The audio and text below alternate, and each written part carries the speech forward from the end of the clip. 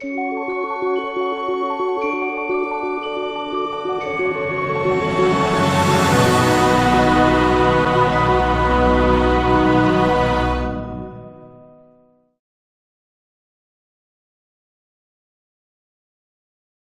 two things happen. Constantine converts. Christianity becomes the imperial religion. Christianity is now a world religion. And at the same time, you get, this correlation occurring through all these councils, which means everything on the fringe is getting kicked out. And it turns out you might be kicking out the most important stuff. Okay? I mean, that's there's no way around it. So they're canonizing the text. They're standardizing the principles. They're standardizing the ecclesiastical structure. This actually saves Christianity, promotes Christianity, makes Christianity a world religion. There's huge upsides. At the same time, you're kicking out anything considered heretical, or you just don't know. You just don't know, so you kick it out. Well, wait, stop. That might be the thing you want, right? And so, and then, Is there an example you can give, John? Just one example, if you have one. I'm just wondering. Well, I'll give one example that made it into the New Testament, but no one's exactly sure what to do with it. And that's the book of Revelation, right? The last book in the book is the only book in the New Testament, that identifies itself as Scripture. It says, do not add to this. And of course, a lot of Protestants say it's talking about the New Testament. It's not. It's talking about just the book of Revelation. And the book of Revelation says, this is a sacred text. Do not add to it. Which means by, the end of the first century, the content of the book of Revelation was seen by the first century Christians as the Christian scriptural canon. And it turns out that's the text no one understands. Well, why is that? Why? No, wait a second. I mean, we want history scripture, right? So we get the Gospels, which gives us the story of Jesus. We get Paul, which gives us the doctrines, right? The corrections, what people should believe, right? And then Revelation comes in, and it's what is Revelation? Well, it turns out it's cosmology, it's ritual, it's myth, it's the pattern of the old religious structure that's been retained.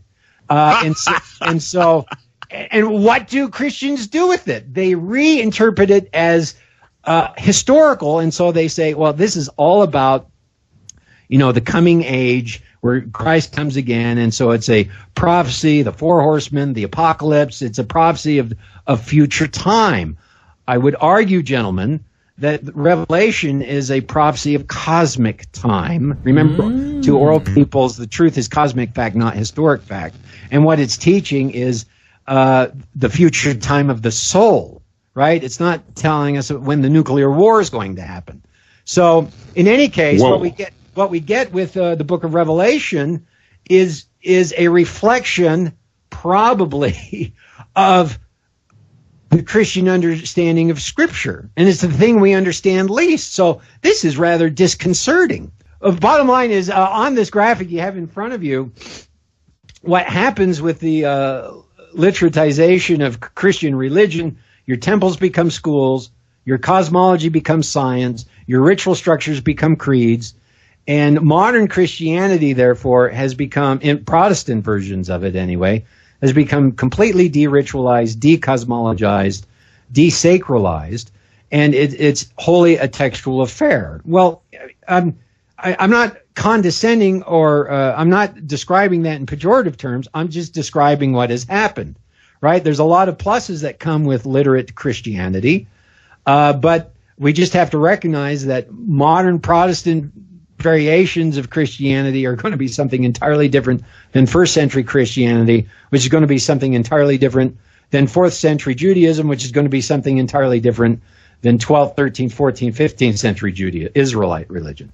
Oral or proto-literate religion is based in nature and cosmology. Literate religion is based in doctrines and texts. Oral religion is cyclical. Literate religion is linear.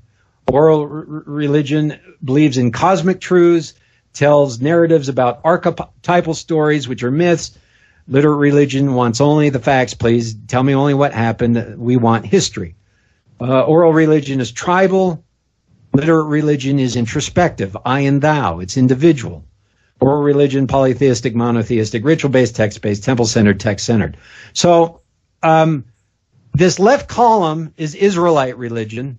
The right column is Jewish religion. So I divide Israelite religion with Judaism after the destruction of the temple and the creation of a sacred text.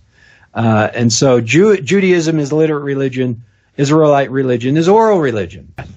John, are you saying that there's a conceivable parallel universe, if you will, where there's nothing but the type of writing we see in the book of Revelation, where that would have been more the norm instead of the exception? That's mind-blowing. Well, yeah. Actually, we get a similar book in the Old Testament called Ezekiel.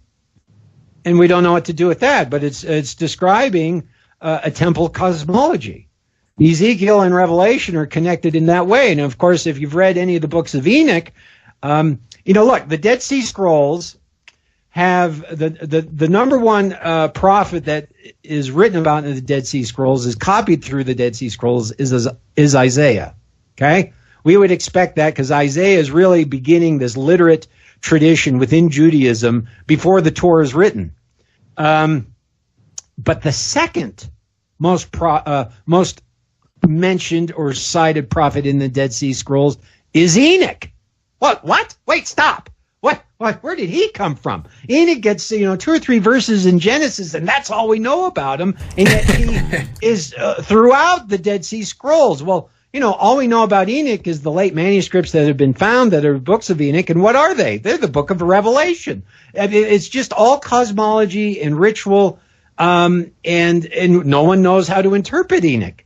Right? He has this heavenly journey, and he goes to the temple in heaven where he receives the knowledge of God and the knowledge of time and past, present, and future. It's very Revelation-esque. Well, the Essenes appear to be practicing, their conceptual religion lives in that world. And we've lost that world because it's not the literate cognitive model in which modern Christianity exists.